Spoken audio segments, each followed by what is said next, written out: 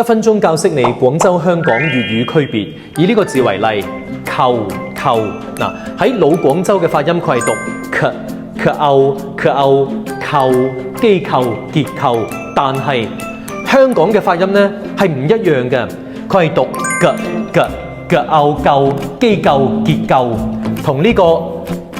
夠鐘嘅夠係一樣嘅嗱。其實喺1993年以前，香港發音都係跟老廣州發音嘅，所以劉德華、周星馳都係講廣州話嘅。但係93年之後就唔同啦，因為93年嘅時候，香港嘅專家揾出咗宋朝出版嘅古代嘅韻書，佢哋發現呢，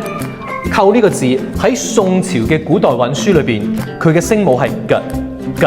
於是就改咗呢個發音，變咗機構結構咯喎。嗱，最後問下你，你覺得呢個字應該讀構定係構？